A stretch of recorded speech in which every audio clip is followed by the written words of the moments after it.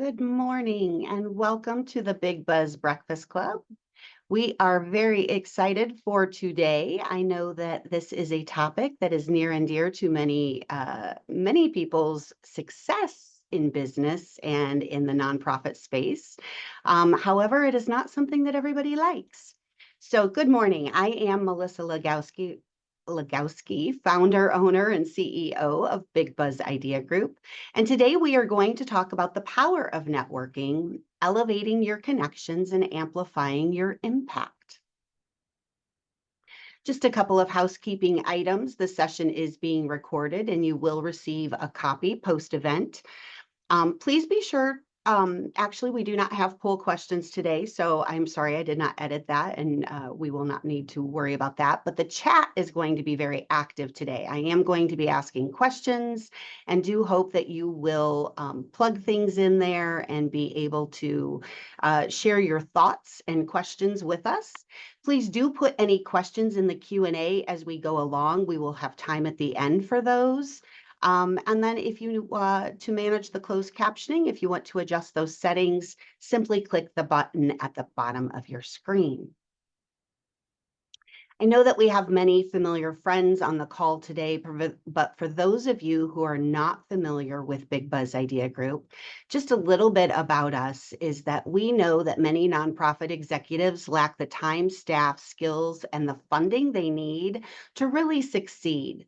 Big Buzz Idea Group fills gaps in management, marketing, and event services so that our clients can focus on the big picture and position their organization to thrive. We do this in a number of ways, and one of the ways we simply support the nonprofit and association community is with the free breakfast club each month on the second Thursday of the month. So please mark your calendar and save this time to be with us always. And then we have a couple of other projects that we also have available to organizations. For those of you who don't know, I'm a former executive director before I started Big Buzz. And when I started, I got zero training. It was all teach yourself, learn it as you go. And therefore, we have created the program called Run Your Nonprofit Like a Boss, which is a nonprofit summit to really help your organization be more sustainable. We have one coming up on Thursday, November 7th from 9:30 a.m. to 4 p.m. at the Oak Park Library. And the presentation and workshop will really cover the core elements you need to succeed. So it will cover strategy without a large budget. It will cover finances and budgeting and understanding that more. A little bit about HR, culture, and leadership. And you can find out more at bigbuzzideagroup.com. And we also have a program called called the Power Cell. The Power Cell is a confidential circle for leaders in the nonprofit space. When I was an executive director, I felt like I constantly had to be on. I had to be dealing with my board. I had to deal with our sponsors, our donors, our members. There really felt like there was no safe space to kind of sometimes let my hair down or to just brainstorm an idea. And so we have created the Power Cell, which is a nonprofit mastermind of 3 or 4 members that come together at the same date and time every month for a 12-month period where we get to talk about what issues you're struggling with, and we get to help you identify potential solutions and thoughts and ideas. So we are currently launching new Power Cells and hoping to kick them off in January. Would love to have you check it out and let me know if you are interested in more information. We have found it to be really powerful. But on to today's topic. So want to make sure that you today you will leave with an understanding of how to foster deeper networking connections, how to develop your own networking strategy. I don't think that enough people think about how to strategically network, and therefore it often feels ineffective, ineffective and unsuccessful. And so we are going to help fix that today. And then how to utilize best practices for creating invaluable long-term relationships. So, what is networking? I would love to have you all drop in the chat what you consider to be networking, and kind of just what are your thoughts about networking? Love to start there today.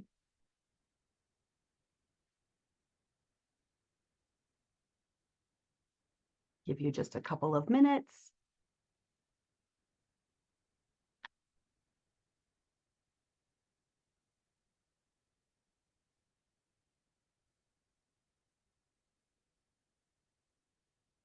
Nobody has any thoughts about what networking is?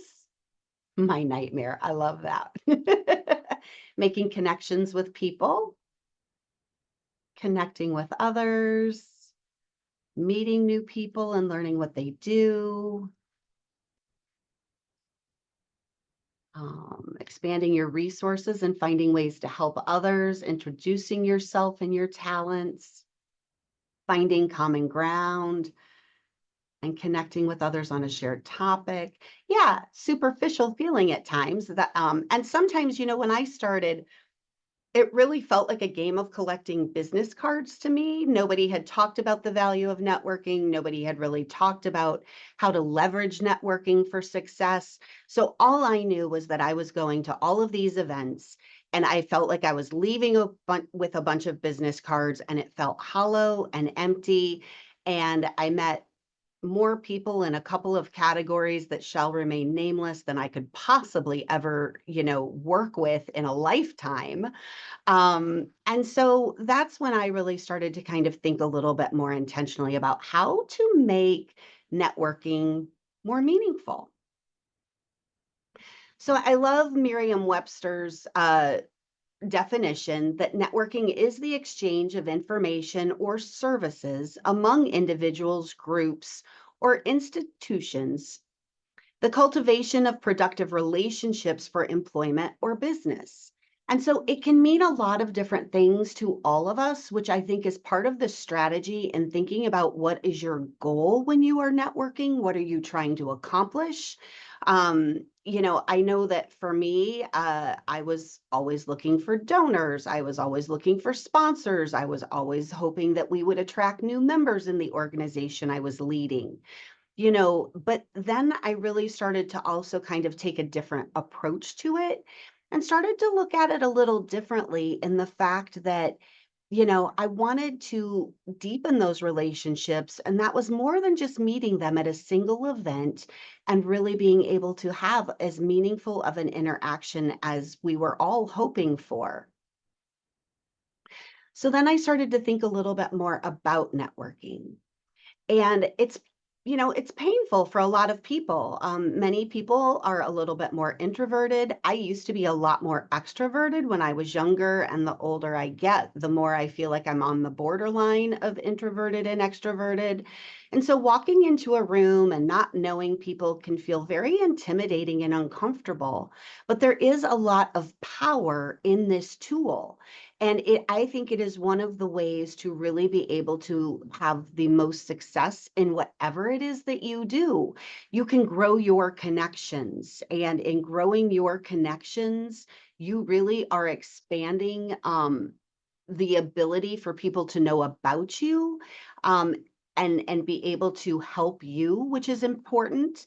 It can open up job opportunities or help you find job candidates, because then when you are looking for people to fill your team, you can totally put information out within your network and be able to share that information, ask for their referrals. Good people usually know good people, and they will give you other ideas. So it can also be a bit of a brainstorming sometimes when you need to collect additional feedback or ideas.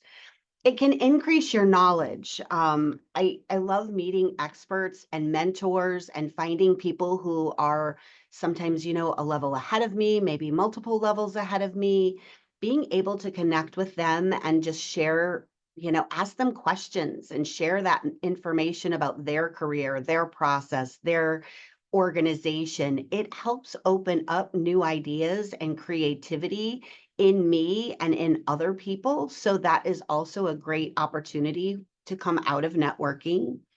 Of course, I think everybody in this space is probably looking to secure donors, sponsors, and members. And it is a way to find those people and to continue to build awareness for your organization.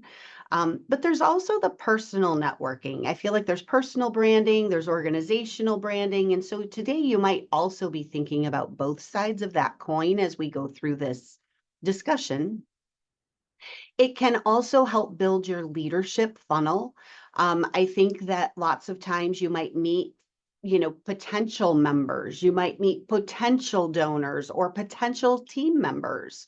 And so you just never know. It could be potential board members because you don't know how the relationship will evolve. And I think that I just got back yesterday, actually, from an event in Washington, D.C., and it's a great example that one of our clients is currently looking for new board members. I was at this event. I introduced myself to somebody who happens to be in the same industry as our nonprofit client. And I started talking to her about their mission. She got super excited. And now all of a sudden, we have a potential board member for an organization that really needs some fresh leadership on their leadership team. So you just don't know where the opportunities might arise. And I think sometimes the ability to pivot your thought can also be important. Um, because you could meet several different people at one event that will fill different buckets or different needs that you may have. So that is also something to always be keeping in mind. Also, again, it does expand your reach. One of the things that I loved, when I first started Big Buzz Idea Group, and I was just a small organization, staff of one, but I joined an organization that all of a sudden the people I met within that group became like my evangelists. They became kind of a mini sales force for me because now they knew of me and they could share information about me in their network whenever the opportunity arose. And so I was now reaching circles and communities that I could have never reached on my own as a staff of one at the time. And so it really does help you expand further. And when you can equip your board or your staff about how to also do this successfully, again, you just start to be able to potentially find more donors, leaders, members, because more people are going to be advocating for you and assisting in that task. So it gets easier and easier. It also will elevate your status. There's a certain element of just being visible and being out there in community that also continues to just help your organization and yourself stand out. So showing up matters. We'll talk more about that in a little bit. And then it really can also increase your confidence. The more you do it, the easier it gets. And so sometimes it's just first starting to get out of our own way and really being able to just walk through the door and see what the possibilities are, because there are a lot of beautiful possibilities in networking.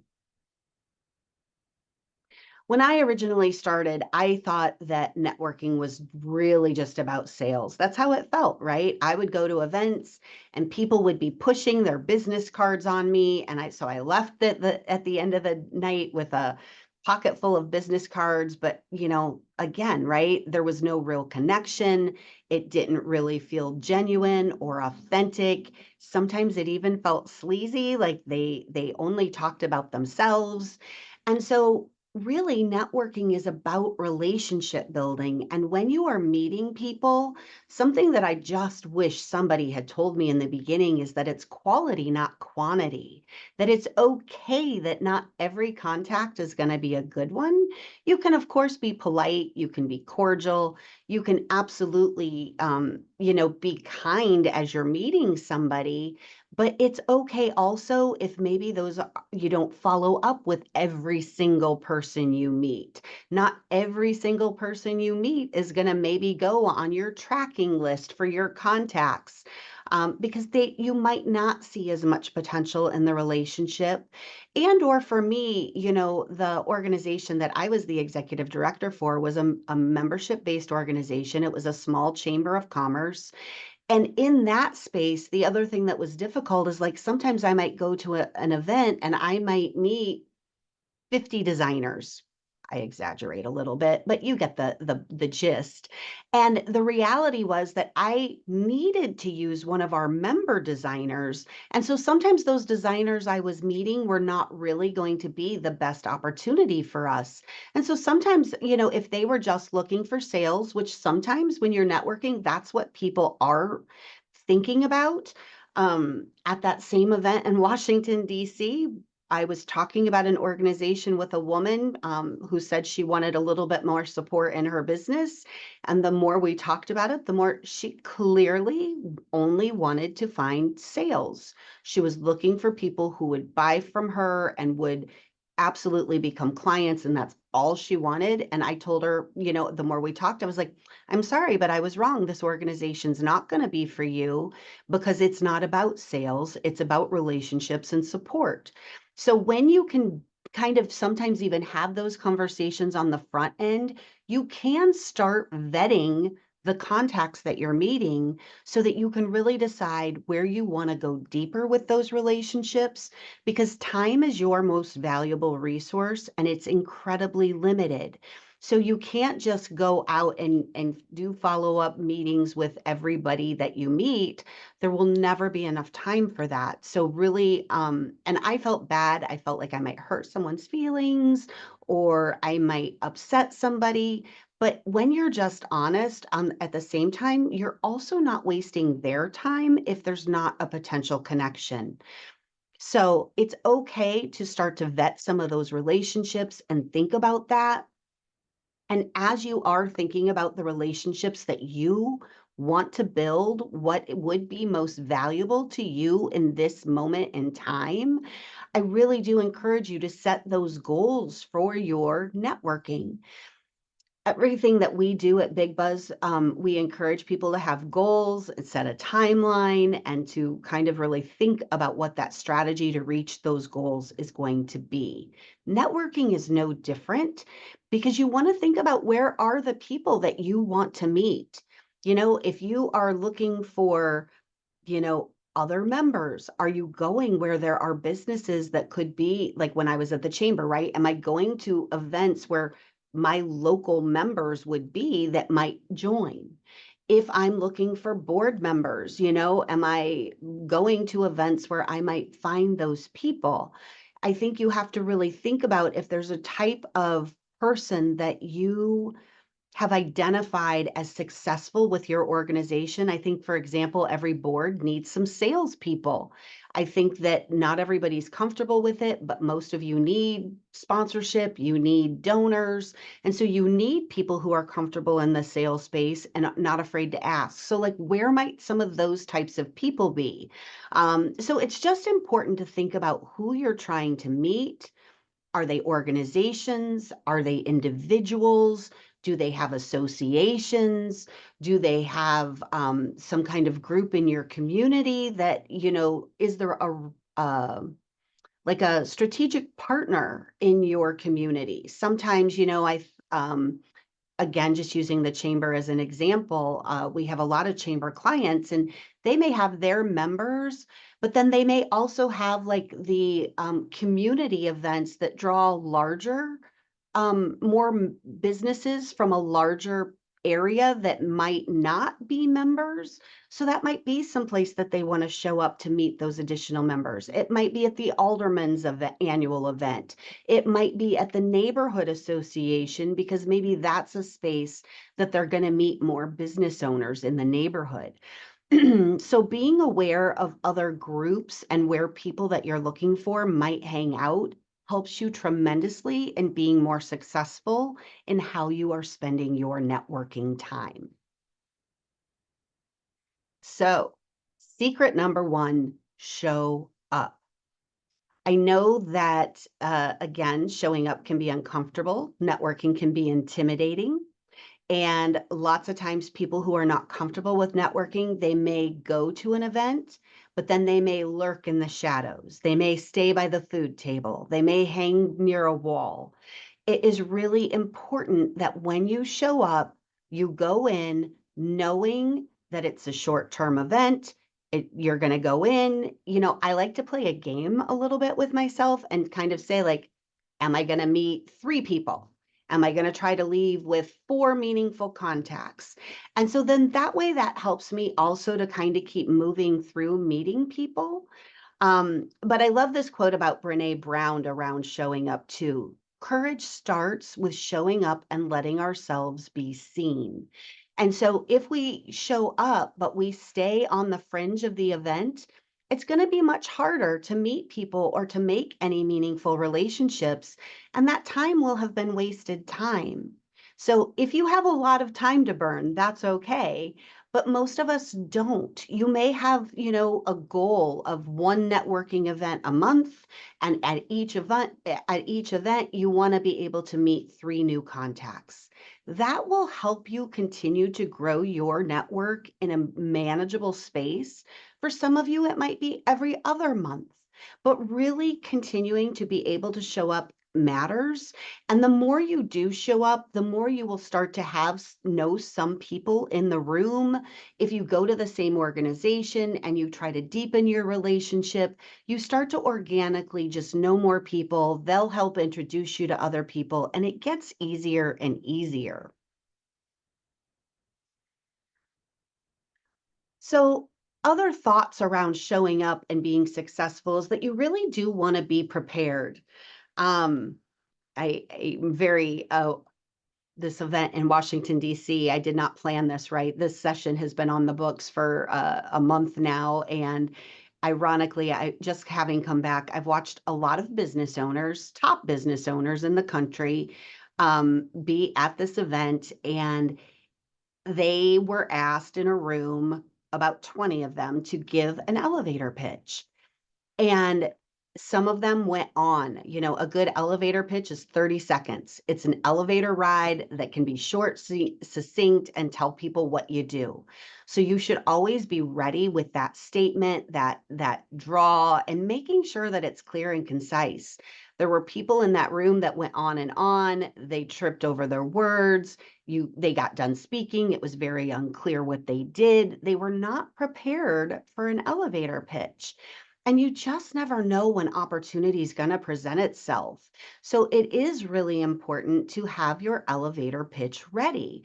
Usually you want to just focus on who you are, what you do, why it matters. And I think the more short and succinct that you can keep that information, the more people will remember it, the more it will resonate with them. And then the more helpful they can be to you in making introductions or making additional connections for you down the road. Again, identify who you want to meet. Depending on what the event is that you're going to, is it a general community networking event? Is it a multi-organization event? Is it a fundraiser with a similar organization? Go in knowing what your goal is. I want to meet 3 potential funders. I hope to find 1 additional board member. I hope to grow my membership. Whatever that looks like, just have an idea of what you're trying to do when you go in. But I will say that the key to successful marketing, especially in the nonprofit and association space, is also being able to pivot on a dime. Because the other thing is, right, you often are looking for different people in different moments in time. So, yes, you always want donors. Yes, you always want sponsors or funders. But the ability to also grow your board, grow your staff, you just don't know what might happen. So, go in also with a bit of an open mind and be ready to talk about any other secondary or tertiary needs that might exist. Dress to impress. I feel like this is something that, life has gotten a lot more casual these days, and that's okay because you do want to be authentic and be yourself. But definitely, right, just think a little bit about your appearance. I have a flashback to a conference that I went to, and one person at the front desk, I mean, they just looked incredibly disheveled. The shirt was untucked. They were just looked like they had kind of rolled out of bed, rolled into their nice shirt, their nice pants, put on a tie, and didn't really take it much further than that. And so just show up, dress to impress in a way that you're going to make a good first impression and that people are going to, want to get to know you better. Have a firm handshake. This is one that, I just can't underscore enough. I hope that you can lean in, reach out, make that handshake, make that direct eye contact. One of the things that I see is harder and harder for a lot of people these days, the more we are on electronics and kind of drawn into the technology world, for a lot of people, eye contact can be really hard. But the more that we can really look at somebody, the relationship is going to automatically be far deeper because they're going to feel like we're really looking at them. We're really seeing them, and you want them to see you. So you want that same reciprocal, opportunity for them to connect with you in that way. And I just do think that the handshake, practice it. Don't go in with the limp hand. Go in firm, go in strong. Don't break anybody's hand, of course. But that exudes confidence. And so even if you don't necessarily always feel super confident, it does help put out a better image of you as confident and and increase the odds that people are going to want to get to know you more because you just are self-assured. So definitely practice that if that's not something that you feel good about. Don't forget your business cards. Technology is really changing the landscape around business cards. There are a lot of digital platforms, digital connectivity.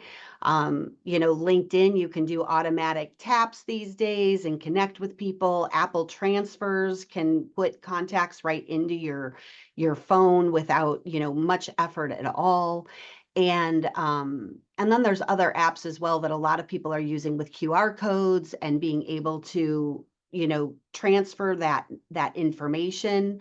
And yes, somebody just added that they always forget the business cards, but the technology sometimes is making that easier. Although I also went to an event one time where somebody had an app that nobody else seemed to be using. And so that seemed a little bit difficult when you have to potentially add an app, download software that you don't have. You can't be quite as instantaneous with it. And the other thing is too, we talked a little bit about, right, this is not a mission to collect business cards. So the other thing I would say is that a lot of organizations and events and activities I attend now, people are also not just pushing cards or just receiving cards, but rather they are talking a little bit, doing some of that vetting, and then deciding if they want more information, deciding if they want to request the contact information or if they want to make that contact. So don't feel like you have to also get everybody's information. One of the things that I think I had not really thought about early on was how to also just prepare for events. And so always think about a couple of questions. I think there's a lot of ways, and we're going to talk about this a little bit more shortly. But, if you think about how to talk about somebody, one of the key components of networking and when you're uncomfortable and getting started is focusing on the other person. A good networking conversation is going to be a little bit about you, a little bit about them, and then a little bit about kind of like if there are any potential next steps that might be good. I think that you will find if there's a natural synergy in those moments, in those exchanges. And when there's not, it's okay to just excuse yourself, right? I like to excuse myself to use the facilities, excuse myself to refill my drink, check out the refreshments, whatever that might look like. It's okay to then be able to find a reason to step away very naturally, but prepare a couple of questions that you can always ask, right? Like if you're going to an event and it's for maybe a similar organization, just going in with, what brings you here tonight? What draws you to this organization? Why are you part of this particular community of the event where you're attending? So you can just start to open up a conversation about what do you do? How did you get into that? There are some real easy questions that help you get them talking a little bit more. And that always then I feel like alleviates a little bit of pressure on ourselves to be able to just continue to learn more about one another and if it might be a good potential networking contact for you. Um, and then also, I think sometimes identifying the approachable person in the room. There will be other people who will be lurking in the shadows, hiding on the wall. And sometimes even just at the refreshment table is a great place to just say hello to somebody. So, find somebody who smiles at you, makes that eye contact. It's good to just walk up and say, "Hi, I'm Melissa Legowski. I'd love to learn more about you and what you do." And you can just start to have those introductions, or "Hi, I'm Melissa Legowski. What brings you here tonight?" It's okay to start to meet these people and just introduce yourself. Sometimes it can be intimidating because some people will seem like they know everybody in the room, but there are other people who are equally uncomfortable. And I think sometimes we don't think about the fact that other people are uncomfortable too, because most of the world is a little bit shyer when it comes to meeting new people and networking. So it's okay to approach them. It's also one of those things that the more you do it, the easier it gets. So practice, practice, practice. Secret number 2 to successful networking is listening. It's really great to be a sleuth, find common interests, and ask questions.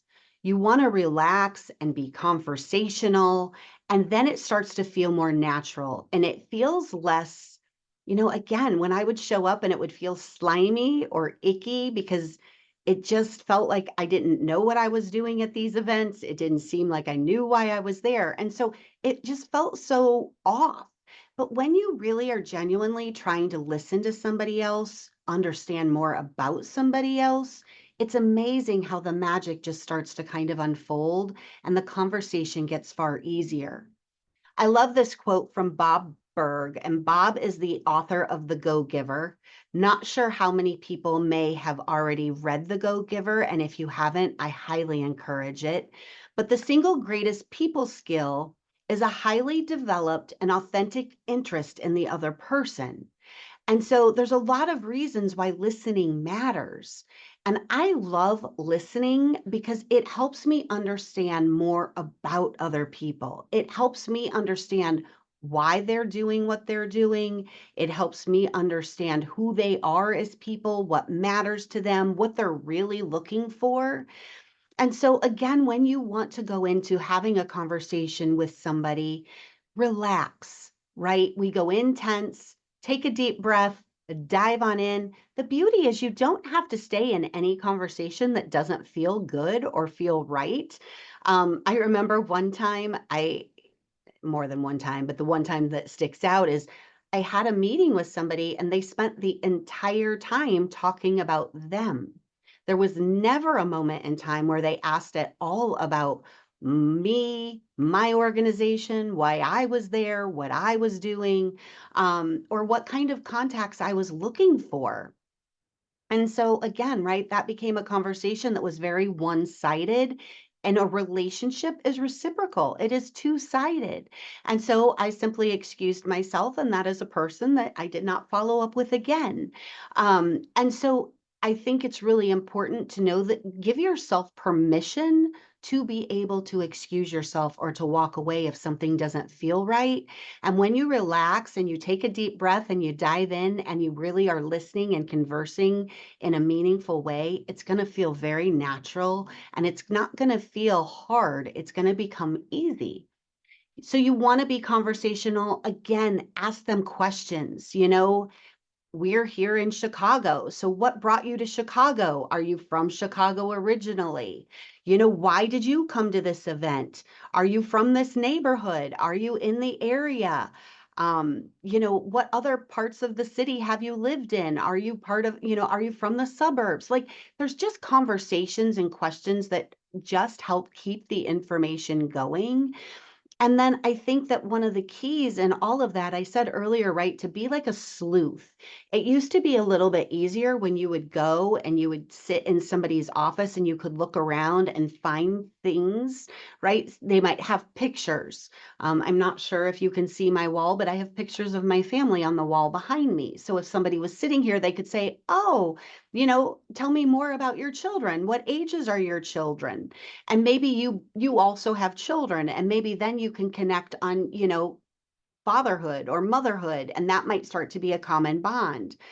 Other real interests that could show up, right? Sports teams. Chicago, for example, is a lot of sports fanatics. We have a lot of teams, not always so successful, but we still love them. And so those are also great things to be able to find out if somebody might like those types of activities and to be able to connect in that way. Are there hobbies that they have, right? Do they like to cook? Do they experiment? Do they, are they growing their own small garden? What does that look like? So you can start to find areas that you connect. Vacationing, traveling is another great area where I think people really can connect very easily.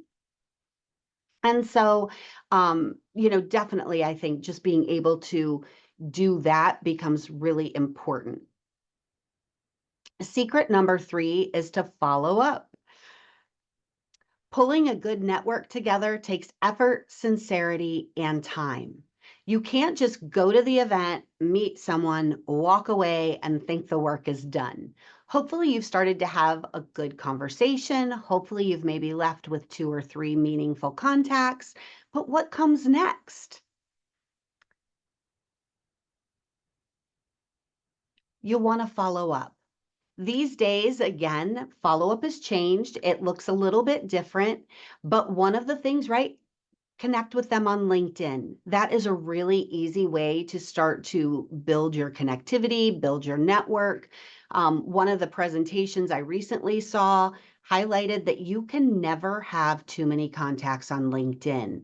Whereas, the old strategy on social media might have been to only have personal contacts in Facebook and to limit your business interactions there. LinkedIn is a professional platform. It is a professional arena. And so you cannot have too many contacts in that space. And so they encourage that you connect with everybody. So definitely do follow up with those people where you felt there was a good rapport, reach out to them, because that becomes one way to continue to know what's going on in their world, watch what they post, see what they're up to, and help you continue to stay engaged after the meetup. You also can do a follow-up email. Is there a way just to acknowledge that you enjoyed meeting them? I used to love when I was earlier in my career and I had a lot more available time to simply send a nice thank you and just tell somebody why, remind them what we talked about, remind them or let them know how much I enjoyed talking about XYZ with them, and I hope we can connect again in the future. It's just a really nice way to potentially do that. And also, I have noted later on this list, but was there anything that you talked about that you need to follow up? Being a person of good integrity and following through on your word becomes really important. And so perhaps you have an article you recently read that you talked about and you wanted to send to them, share with them. Perhaps you have a form that you use for your organization that you thought they might benefit from. So whatever that looks like, those emails afterwards can be really good. Handwritten thank you notes, I think, are absolutely just a lovely way to stand out on the landscape if you really want to start to deepen relationships. Fewer and fewer people take the time to send anything in the mail, and sometimes getting something in the mail can just be, a nice, pleasant surprise. And it's a really wonderful way to stand out from the crowd. I have a few people in my network that I'm amazed. I get birthday notes from them. I get milestone notes from them. So, I mean, it's not just thank you notes, right? But again, if you see things on social media where you've connected with them, you can also then send them other notes throughout the year and just really start to kind of stand out. I know a woman who does an incredible job of sending out even Mother's Day cards to the mothers in her network. So whatever that looks like, just really continue to follow up. And those are some nice organic ways to stand out to deepen those relationships. Phone calls, you can absolutely follow up with a phone call. Again, I think the phone is not used nearly as much as it used to be. So whether that's a virtual meeting, whether that's an in-person meeting, whether that's a phone call, but again, the phone is a way to stand out. When you connect with somebody that way, it can just deepen it over, an email. So it's constantly leveling up, taking it to that next step. And even, and previously, I would follow up on meaningful relationships with an in-person coffee. These days, a virtual coffee is just as good. I've got one this afternoon that I'm looking forward to, and it just is a great way to stay connected with people. And I think when you are trying to kind of parse out your community, your network, the relationships you're forming, I also am not forgetting, knowing that you are all incredibly busy folks, that there's a lot of other tasks in your world. So, what I recommend is that you set aside a certain amount of time per week, per month, whatever that might look like, to do this follow up so that you can then also prioritize the contacts you've met. Maybe you met 10 people this month. Maybe you've got, 2 hours scheduled this month to do virtual follow ups. Again, I used to always have to allow for travel time and an hour for the meeting, but nowadays 30 minutes virtually can also get the same thing done. And so you could potentially have 4 meetings with those coffee meetups if you wanted. So it helps you to also prioritize out of the 10 good contacts you made. Maybe you can only meet with 4 this month, but it helps you also be more selective in which 4 those are. So again, that goes back to that strategy and thinking about what you want to get out of this, what you're looking for, and then being able to kind of outline that so that you can consider that as you are playing into this. You can also do follow-up cocktails. I already mentioned the follow-ups from the conversation, and then have a tracking system, have a periodic methodology for reconnecting. Um, you know, you don't need an expensive CRM. Some of this can be done in an Excel spreadsheet, so you don't have to spend money. When you are fortunate to have a CRM, use it, add notes, about the person, so that you can remember. I do this a lot, especially with my sponsorship outreach that I do on behalf of my clients.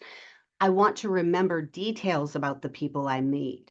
I want to remember what we had in common. And so when I add those additional notes, it helps me the next time I go back to say, hey, how's Joey doing in college? I know last time we talked, he was just heading out. So those types of things, again, help deepen that relationship. And I do think that the system for reconnecting, sometimes you may have some general tasks on your radar for the year.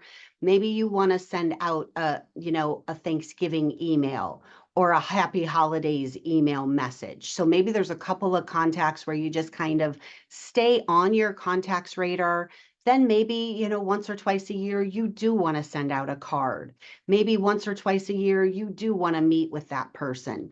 So again, trying to balance that out, knowing that you have limited time, but having a strategy where you stay in front of them, right? Because out of sight, out of mind. And so you just want to have a way to constantly stay on their radar. Down the road, you may also find an article that you read and you're like, oh, that reminds me of this contact that I met at this last event. And I want to forward that to them because it addresses what we were talking about. So it's another way to also continue to stay on top of that. And then I love, love, love, again, kind of tying back to the go giver, right? But secret number 4 is giving.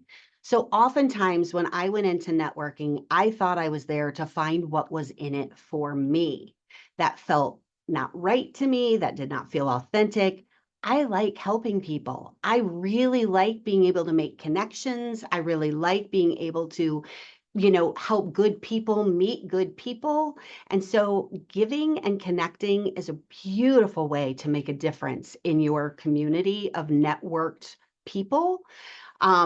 And as Zig Ziglar said, you can have everything in life if you want it if in life you want, if you will just help enough people get what they want. And so one of those conversations and those questions, right? It's good to always say, so what are you looking for currently? How could I help you? When you start to show up and talk about helping, all of a sudden people, their defenses drop. They start to think a little differently. They start to view you a little differently. And all of a sudden, right, they're like, huh, this person wants to help me. That's really refreshing and kind. And then they're going to want to do the same thing for you, right? Because it's not very often that somebody gives and other people don't want to reciprocate. So it's really great to start thinking about how can you give and support people, and it's not expensive. There can be really natural, authentic ways. So other introductions, right? Sometimes I have found I used to hate when I would meet somebody, let's say a designer, right? I already used that example. And I feel like I want to use all the designers. They all seem like really nice people, but I don't have enough design work to use that many designers. But that doesn't mean other people won't be looking for designers. And so when I can remember that, you know, that Brandy is a designer looking for some introductions, and then I hear that this person over here needs a designer for their website, and I can say, oh, let me introduce you to Brandy, because now there's a connectivity and there's an opportunity for me to bring two good people together that might not otherwise have connected or met. Again, sharing articles, I think that continues to be something that's really easy. Business leads, again, if you are a donor, know a donor, you could ask them for other donors, or you might know that the donor's looking for somebody, you can introduce them to somebody who might be a good business lead for them. And so there are all of these opportunities where you can connect people. Perhaps you might find in your donor meetings that somebody is looking to support, you know, um, food poverty. And maybe you then have a conversation down the road with somebody, an organization that's what their mission is and that's what they're focused on. And now you could connect those people. So you just don't know where you're going to be able to bring people together. But those kinds of opportunities for meaningful connections is a huge way to successfully network. And it is very authentic, real, and will continue to help you stand out in other people's mind. Job opportunities. Again, a lot of people are looking for jobs. A lot of people need employees. So when you can help bring those two ends together, whether for your organization, for a friend's organization, for a neighbor, for a business contact, a sponsor, a board member, it doesn't matter. It always works the same to just be able to bring those people together. Maybe you have extra tickets for something, or maybe you got free tickets from a sponsor that you could share with a contact that might enjoy those tickets. There are also the opportunity to invite people to other events. I recently had a client who invited me to a nonprofit networking event, and it was so wonderful that they did. I had been thinking about going, and I just wasn't sure if I wanted to commit the time. And that invitation pushed me over the edge to commit the time and to go. And I am so glad that I did. I reconnected with some really great contacts. I also met some really wonderful new contacts and learned about some organizations I was unaware of. So, again, just that's part of that showing up. It's part of, again, when you get to go with a buddy or a friend, somebody you already know, it also feels a little less intimidating to walk into those rooms. So don't hesitate to take a friend and or go with somebody else. The other thing I will also share that I think people should think about, if you do go and you get comfortable enough, let's say you go to some charity luncheon and there's tables of 10 and they're all spread out. It's really good if you and your associates can actually split up, because if you have three people at the event sitting all at the same table, you're only going to meet the same people at that table. But if the three of you have now gone out to three different tables, you're now going to meet a potential of 27 people instead of 7 people. And so being able to share notes and find more people in a space can be helpful, but maybe you're not there yet, and that's okay too. And then again, right, continuing to share resources. I would love, I'm not sure if other people have any other ideas or examples of how you've given to anybody, but if you do, I would invite you to potentially share that in the chat. And then I also would love to open this up to questions. So I'm going to open up my Q&A and just see, not sure, Laura and Kat, if we have anything in Q&A that you might be able to let me know about. And I'm going, so let's see. Sam also said, I heard a really good tip on business cards. Get a different business card shape than everyone else. So if people do collect a bunch, yours stands out. Specifically smaller, heavier, and a different shape so it falls out of the pile.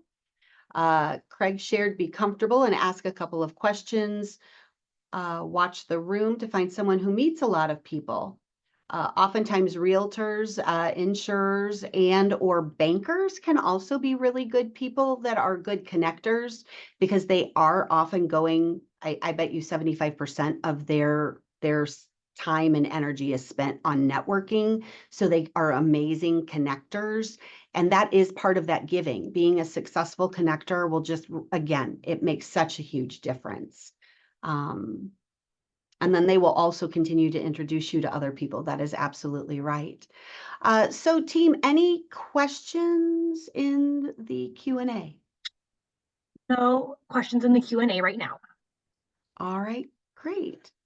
I will give everyone just a couple more minutes to see if you have any questions or anything we haven't covered.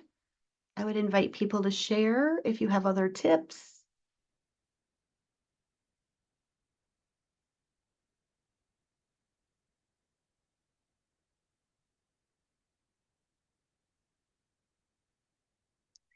And or if you have questions and you're just too shy to ask them here, please also feel free to reach out to me at any time if I can be of assistance. I'm always happy to continue conversations and to be able to help make share meaningful information, help you also understand this content in a meaningful way. And if there are no additional questions, I also would invite folks, please do share the word about the summit. It is, again, Thursday, November 7th in Oak Park, and we are continuing to want to spread the word. We know there are a lot of organizations out there. It's good for team members, for staff, for board members. Last time we did this, a lot of our attendees said they wish they had brought their board members to help board members learn more about successfully running a nonprofit for growth. So hopefully we will see some of you there. And remember, again, we are open, and our next Breakfast Club will be discussing tips on how to make your organization more accessible as we all continue to try to do a better job in the DEI and B, that sense of belonging, leveling up. We want to also help others understand more about how accessibility is evolving and how you can leverage tools and techniques to help people feel more connected to your organization. Thank you for starting your day with the Big Buzz Breakfast Club. I hope you have a wonderful day.